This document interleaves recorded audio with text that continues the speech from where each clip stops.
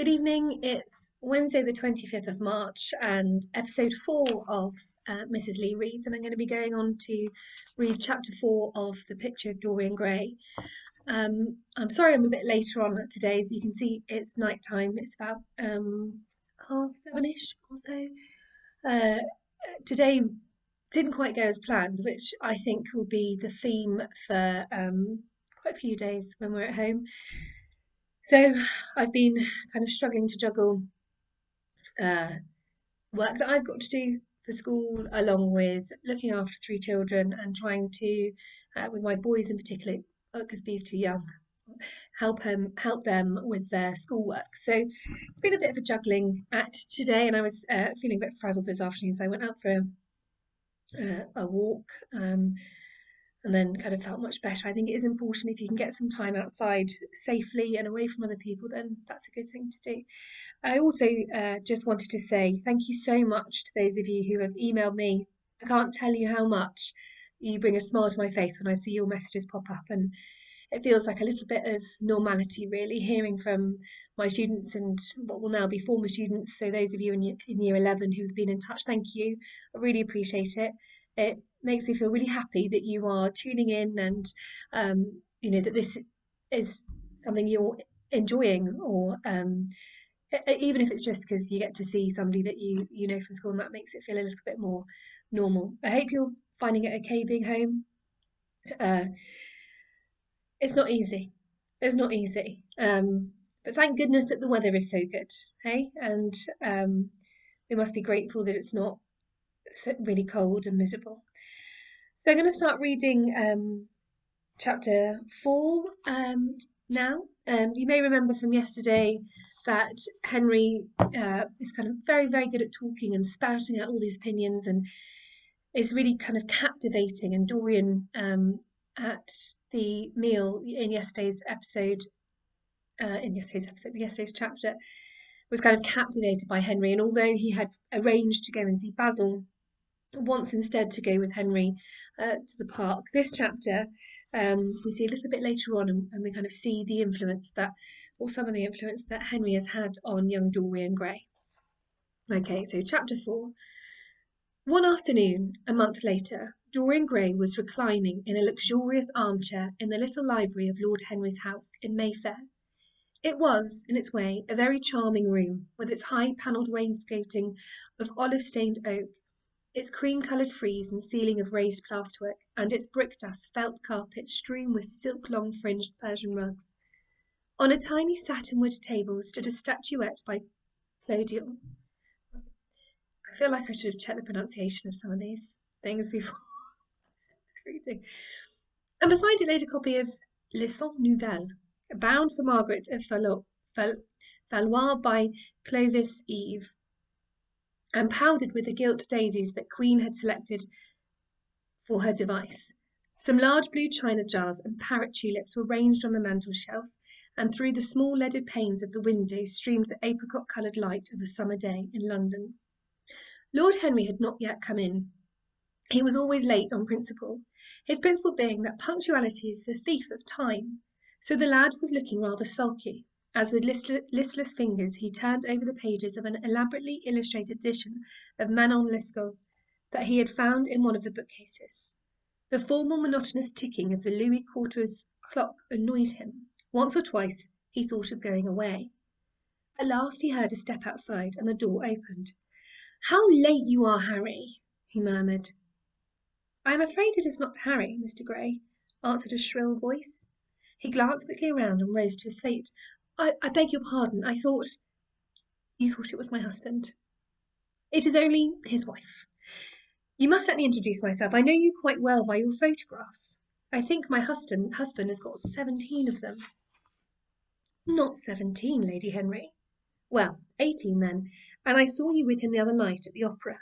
She laughed nervously as she spoke, and watched him with her vague forget-me-not eyes. She was a curious woman, whose dresses always looked as if they had been designed in a rage and put on in a tempest. She was usually in love with somebody, and, as her passion was never returned, she had kept all her illusions. She tried to look picturesque, but only succeeded in being untidy. Her name was Victoria, and she had a perfect mania for going to church. That was at Lohengrin, Lady Henry, I think. Yes, it was, dear, Lohengrin. I like Wagner's music better than anybody's.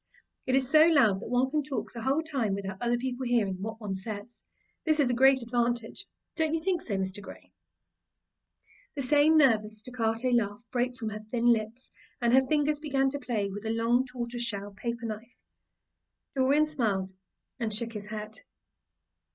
I'm afraid I don't think so, Lady Henry. I never talk during my music, at least during good music. If one hears bad music, it is one's duty to drown it in conversation. Ah, that is one of Henry's views, isn't it, Mr. Gray? I always hear Harry's views from his friends. It is the only way I get to know of them. But you must not think I don't like good music.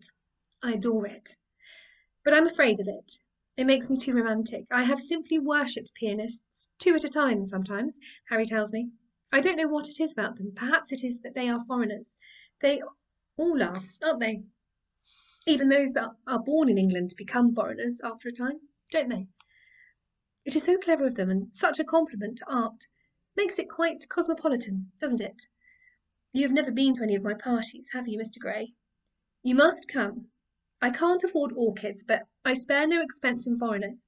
They make one's room look so picturesque. But here is Harry. Harry, I came in to look for you to ask you for something. I forget what it was, and I found Mr. Gray here. We have had such a pleasant chat about music. We have quite the same ideas. No, I think our ideas are quite different, but he has been most pleasant. I am so glad I've seen him. I am charmed, my love, quite charmed, said Lord Henry, elevating his dark, crescent-shaped eyebrows and looking at them both with an amused smile. So sorry I'm late, Dorian. I went to look after a piece of old brocade in Wardour Street and had to bargain for hours for it. Nowadays people know the price of everything and the value of nothing. I'm afraid I must be going, exclaimed Lady Henry, breaking an awkward silence with her silly sudden laugh. I have promised to drive with the Duchess. Goodbye, Mr. Gray. Goodbye, Harry. You are dining out, I suppose. So am I. Perhaps I shall see you at Lady Thornbury's. I dare say, my dear, said Lord Henry, shutting the door behind her, as, looking like a bird of paradise that had been out all night in the rain, she flitted out of the room, leaving a faint odour of frangipani. Then he lit a cigarette and flung himself down on the sofa. Never marry a woman with straw-coloured hair, Dorian, he said, after a few puffs. Why, Harry? Because they are so sentimental. But I like sentimental people. Never marry at all, Dorian. Men marry because they are tired. Women because they are curious. Both are disappointed. I don't think I am likely to marry, Harry. I am too much in love. That is one of your aphorisms. I am putting it into practice, as I do everything that you say. Who are you in love with? Asked Lord Henry after a pause. With an actress, said Dorian Gray, blushing. Lord Henry shrugged his shoulders. That is a rather commonplace debut. You would not say so if you saw her, Harry. Who is she? Her name is Sybil Vane. Never heard of her. No one has. People will some day. However, she is a genius. My dear boy, no woman is a genius. Women are a decorative sex. They never have anything to say, but they say it charmingly. Women represent the triumph of matter over mind, just as men represent the triumph of mind over morals. Harry, how can you? My dear Dorian, it's quite true. I am analysing women at present, so I ought to know. The subject is not so abstruse as I thought it was. I find that, ultimately, there are only 2 kinds of women, the plain and the coloured. The plain women are very useful. If you want to gain a reputation for respectability, you have merely to take them down to supper. The other women are very charming. They commit one mistake, however. They paint in order to try and look young. Our grandmothers painted in order to try and talk brilliantly. Rouge and esprit used to go together. That is all over now. As long as women can look 10 years younger than her own daughter, she is perfectly satisfied. As for conversation, there are only 5 women in London worth talking to, and 2 of these can't be admitted into decent society. However, tell me about your genius. How long have you known her? Harry, your views terrify me. Never mind that. How long have you known her? About 3 weeks. And where did you come across her? I will tell you, Harry, but you mustn't be unsympathetic about it. After all, it never would have happened if I had not met you. You filled me with a wild desire to know everything about life. For days after I met you, something seemed to throb in my veins. As I lounged in the park or strolled down Piccadilly, I used to look at everyone who passed me and wonder with a mad curiosity what sort of lives they led. Some of them fascinated me. Others filled me with terror. There was an exquisite poison in the air. I had a passion for sensations. Well, one evening, about 7 o'clock, I determined to go out in search of some adventure. I felt that this grey, monstrous London of ours, with its myriads of people, its sordid dinners, and its splendid sins, as you once phrased it, must have something in store for me. I fancied 1,000 things. The mere danger gave me a sense of delight. I remembered what you had said to me on that wonderful evening when we first dined together, about the search for beauty being the real secret of life. I don't know what I expected, but I went out and wandered eastward, soon losing my way in a labyrinth of grimy streets and black, grassless squares. After 8:30, I passed by an absurd little theatre with great flaring gas jets and gaudy playbills. A hideous Jew in the most amazing waistcoat I ever beheld in my life was standing at the entrance smoking a vile cigar. He had greasy ringlets and an enormous diamond blazed in the centre of a soiled shirt. "Have a box, my lord," he said when he saw me, and he took off his hat with an air of gorgeous civility. There was something about him, Harry, that amused me. He was such a monster. You will laugh at me, I know, but I really went in and paid a whole guinea for the stage box. To the present day I can't make out why I did so, and yet if I hadn't, my dear Harry, if I hadn't, I should have missed the greatest romance of my life. I see you were laughing. It is horrid of you. I'm not laughing, Dorian. At least I'm not laughing at you. But you should not say the greatest romance of your life. You should say the first romance of your life. You will always be loved, and you will always be in love with love. A grand passion is the privilege of people who have nothing to do. That is the one use of the idle classes of a country. Don't be afraid. There are exquisite things in store for you. This is merely the beginning. Do you think my nature so shallow? Cried Dorian Gray angrily. No, I think your nature so deep. How do you mean? My dear boy, the people who love only once in their lives are really the shallow people. What they call their loyalty and their fidelity, I call either the lethargy of custom or their lack of imagination. Faithfulness is to the emotional life what consistency is to the life of the intellect, simply a confession of failure. Faithfulness. I must analyse it some day. The passion for property is in it.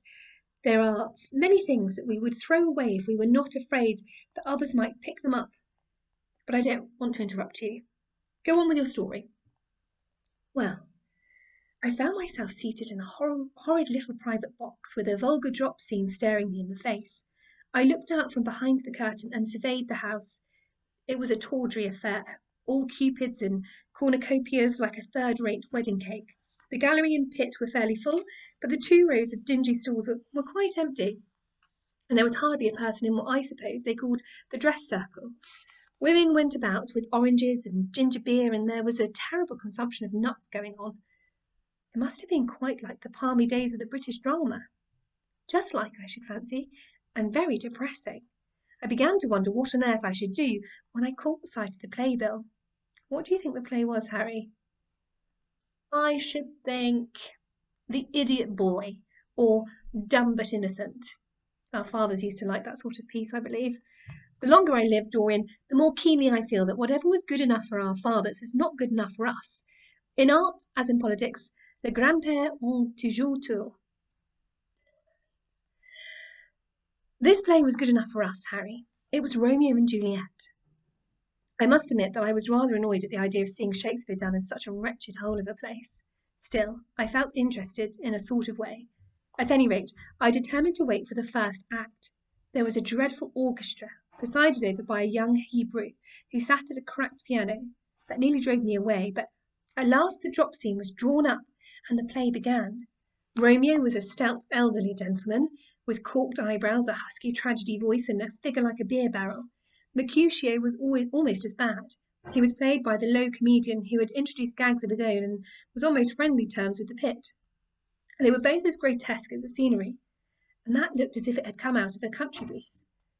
Juliet, Harry, imagine a girl, hardly 17 years of age, with a little flower-like face, a small Greek head with plaited coils of dark brown hair, eyes that were violet wells of passion, lips that were like the petals of a rose. She was the loveliest thing I had ever seen in my life.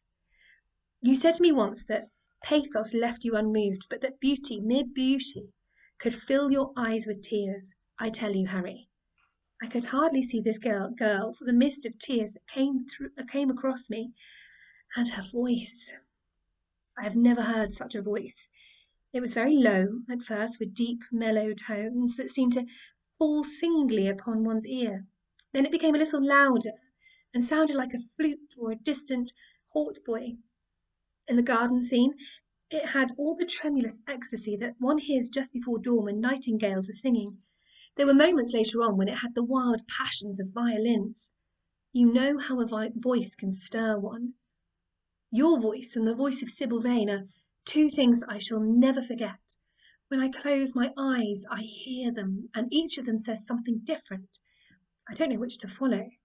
Why should I not love her, Harry? I do love her. She is everything to me in life. Night after night I go to see her play. One evening she is Rosalind, and the next evening she is Imogen. I have seen her die in the gloom of an Italian tomb, sucking the poison from her lover's lips. I watched her wandering through the forest of Arden, disguised as a pretty boy in hose and doublet and dainty cap. She has been mad, and has come into the presence of a guilty king, and given him rue to wear, and bitter herbs to taste of. She has been innocent, and the black hands of jealousy have crushed her reed-like throat. I've seen her in every age, in every costume. Ordinary women never appeal to one's imagination. They are limited to their century. No glamour ever transfigures them. One knows their minds as easily as one knows their bonnets. One can always find them. There is no mystery in any of them. They ride in the park in the morning and chatter at tea parties in the afternoon. They have their stereotyped smile and their fashionable manner. They are quite obvious, but an actress. How different an actress is. Harry, why didn't you tell me that the only thing worth loving is an actress? Because I've loved so many of them, Dorian. Oh yes, horrid people with dyed hair and painted faces. Don't run down dyed hair and painted faces. There is an extraordinary charm in them sometimes, said Lord Henry. I wish now I had not told you about Sybil Vane. You could not have helped telling me, Dorian. All through your life you will tell me everything you do. Yes, Harry, I believe that is true. I cannot help telling you things. You have a curious influence over me. If I ever did a crime, I would come and confess it to you. You would understand me. People like you, the wilful sunbeams of life, don't commit crimes, Dorian. But I'm much obliged for the compliment all the same. And now tell me, reach me the matches like a good boy. Thanks. What are your real relations with Sybil Vane? Dorian Gray leapt to his feet with flushed cheeks and burning eyes. Harry, Sybil Vane is sacred. It is only the sacred things that are worth touching, Dorian, said Lord Henry with a strange touch of pathos in his voice. But why should you be annoyed? I suppose she will belong to you some day. When one is in love, one always begins by deceiving oneself, and one always ends by deceiving others. That is what the world calls a romance. You know her at any rate, I suppose. Of course I know her. On the first night I was at the theatre, the horrid old Jew came round to the box after the performance was over, and offered to take me behind the scenes and introduce me to her. I was furious with him, and told him that Juliet had been dead for hundreds of years, and that her body was lying in a marble tomb in Verona. I think from his blank look of amazement that he was under the impression that I had taken too much champagne or something.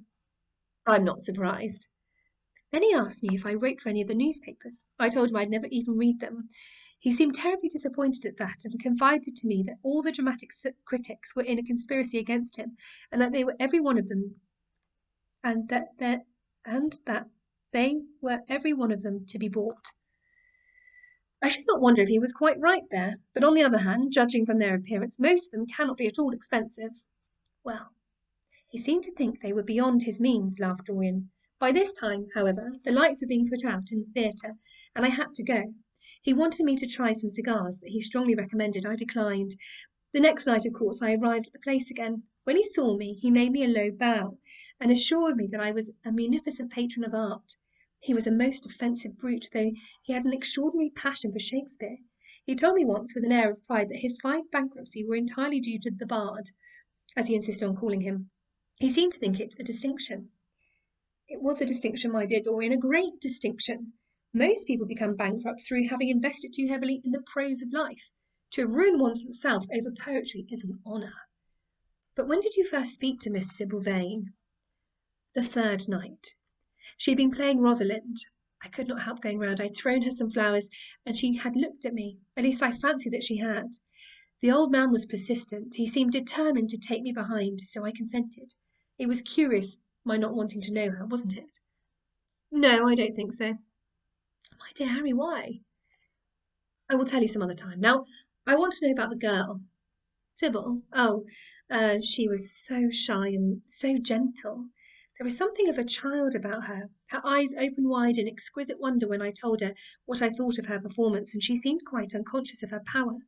I think we were both rather nervous. The old Jew stood grinning at the doorway of the dusty green room, making elaborate speeches about us both, while we stood looking at each other like children. He would insist on calling me my lord, so I had to assure Sybil that I was not anything of the kind. She said quite simply to me, "You look more like a prince. I must call you Prince Charming." Upon my word, Dorian, Miss Sybil knows how to pay compliments. You don't understand her, Harry. She regarded me merely as a person in a play. She knows nothing of life. She lives with her mother, a faded, tired woman who played Lady Capulet in a sort of magenta dressing wrap on the first night, and looks as if she had seen better days. I know that look. It depresses me, murmured Lord Henry, examining his rings. The Jew wanted me to tell her history, but I said it did not interest me. You were quite right. There is always something infinitely mean about other people's tragedies. Sybil is the one thing I care about. What is it to me where she came from? From her little head to her little feet, she is absolutely and entirely divine. Every night of my life I go to see her act, and every night she is more marvellous. That is the reason, I suppose, that you never dine with me now. I thought you must have some curious romance on hand. You have, but it is not quite what I expected. My dear Harry, we either lunch or sup together every day, and I have been to the opera with you several times, said Dorian, opening his blue eyes in wonder. You always come dreadfully late. Well, I can't help going to see Sybil play, he cried. Even if it is only for a single act, I get hungry for her presence, and when I think of the wonderful soul that is hidden away in that little ivory body, I am filled with awe. You can dine with me tonight, Dorian, can't you? He shook his head. Tonight she is Imogen, he answered, and tomorrow night she will be Juliet. When is she Sybil Vane? Never. I congratulate you. How horrid you are! She is all the great heroines of the world in one. She is more than an individual. You laugh, but I tell you she has genius. I love her, and I must make her love me. You know all the secrets of life. Tell me how to charm Sybil Vane, to love me. I want to make Romeo jealous. I want the dead lovers of the world to hear our laughter and grow sad. I want a breath of our passion to stir their dust into consciousness, to wake their ashes into pain. My God, Harry, how I worship her. He was walking up and down the room as he spoke. Hectic spots of red burned on his cheek. He was terribly excited. Lord Henry watched him with a subtle sense of pleasure. How different he was now from the shy, frightened boy he had met in Basil Hallward's studio. His nature had developed like a flower, had borne blossoms of scarlet flame. Out of its secret hiding place had crept his soul, and desire had come to meet it on the way. "And what do you suppose to do?" said Lord Henry at last. "I want you and Basil to come with me some night and see her act. I have not the slightest fear of the result. You are certain to acknowledge her genius.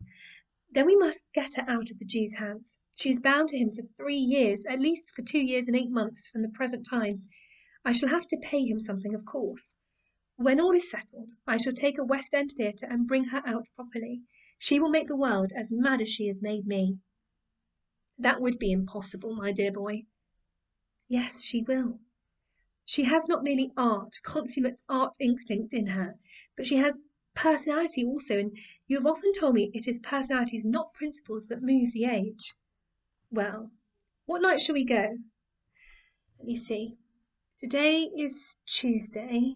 Let us fix tomorrow. She plays Juliet tomorrow. All right. The Bristol at 8 o'clock, and I will get Basil.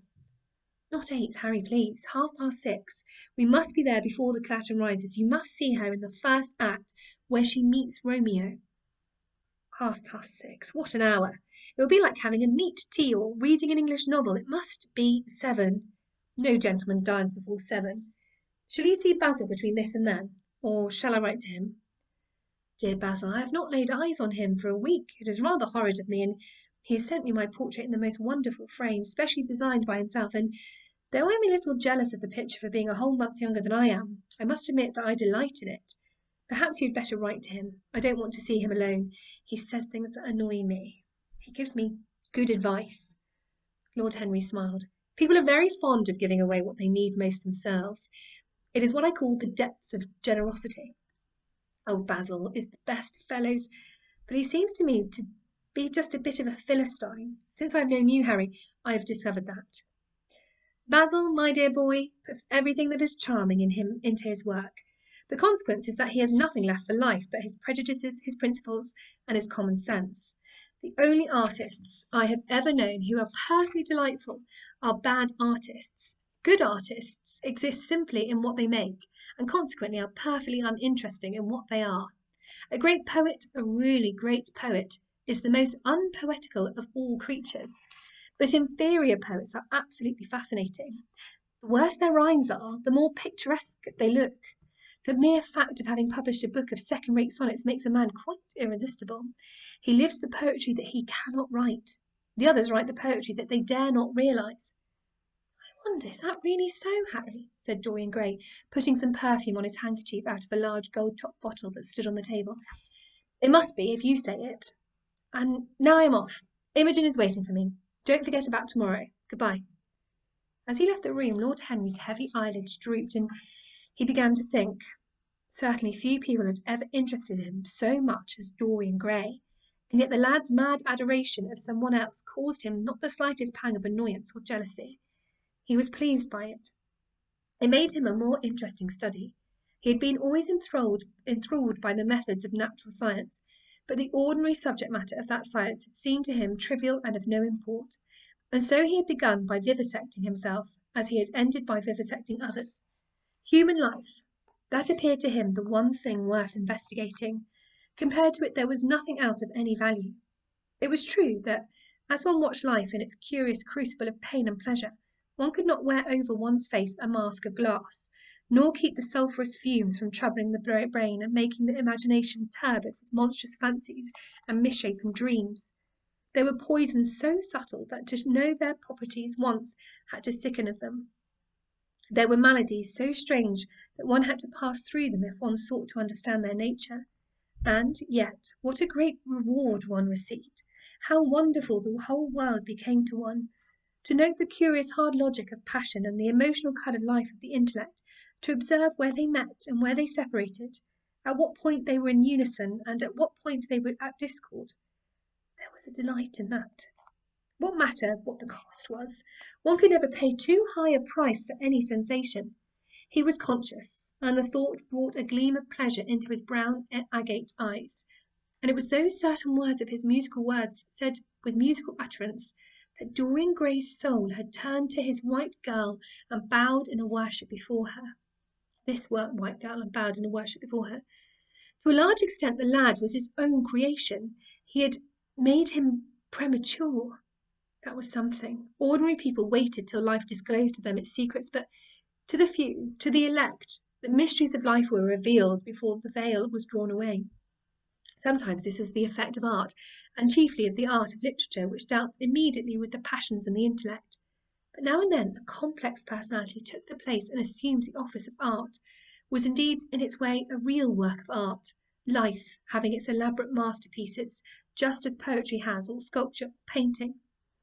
Yes, the lad was premature. He was gathering his harvest while it was yet spring. The pulse and passion of youth were in him, but he was becoming self-conscious. It was delightful to watch him. With his beautiful face and his beautiful soul, he was a thing to wonder at. It was no matter how it all ended, or was destined to end.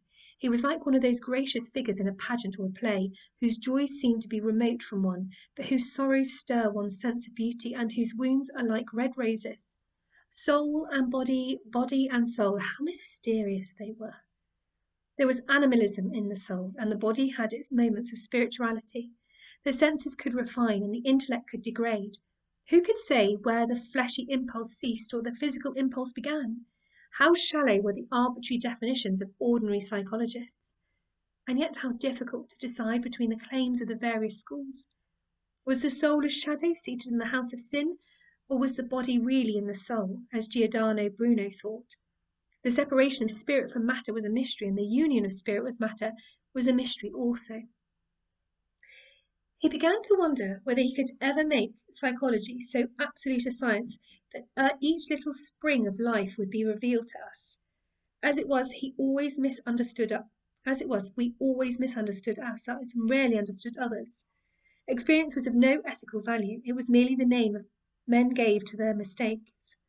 Moralists had, as a rule, regarded it as a mode of warning, had claimed for it a certain ethical efficacy in the formation of character, had praised it as something that taught us what to follow and showed us what to avoid, but there was no motive power in experience. It was as little of an active cause as conscience itself. All that is really demonstrated was that our future would be the same as our past, and that the sin we had done once, and with loathing, we would do many times, and with joy. It was clear to him that the experimental method was the only method by which one could arrive at any scientific analysis of the passions, and certainly Dorian Gray was a subject made to his hand and seemed to promise rich and fruitful results. His sudden mad love for Sybil Vane was a psychological phenomenon of no small interest. There was no doubt that curiosity had much to do with it, curiosity and the desire for new experiences, yet it was not a simple but rather a very complex passion. What there was in it of the purely sensuous instinct of boyhood had been transformed by the workings of the imagination, changed into something that seemed to the lad himself to be remote from sense, and was for that very reason all the more dangerous. It was the passions about whose origin we deceived ourselves that tyrannized most strongly over us. Our weakest motives were those of whose nature we were conscious. It often happened that we thought we were experimenting on others, we were really experimenting on ourselves. While Lord Henry sat dreaming on these things, a knock came to the door, and his valet entered, and reminded him it was time to dress for dinner. He got up and looked out into the street. The sunset had smitten into scarlet gold the upper windows of the houses opposite. The panes glowed like plates of heated metal. The sky above was like a faded rose. He thought of his friend's young, fiery-coloured life, and wondered how it was all going to end. When he arrived home, about 12:30, he saw a telegram lying on the table. He opened it and found it was from Dorian Gray. It was to tell him that he was engaged to be married to Sybil Vane. And that is the end of chapter 4. A bit of a cliffhanger, he's engaged. I can't help when I read this, just think Sybil Vane sounds like the most ridiculous name ever. There we go. So I will catch up with you tomorrow. I plan to read chapter 5 in the day, so it won't be quite so late. And I hope you're keeping sane and finding things to amuse yourself with, or that you've managed to find a good book to delve into, or perhaps more likely a really good series on Netflix. Try to keep your chin up, keep smiling, make sure you're getting out in the sunshine when you can, and stay safe. And I'm genuinely, as teachers, we are counting down the days until we can actually have you in classrooms again and teach you in person, because we're missing you all. So I will see you tomorrow.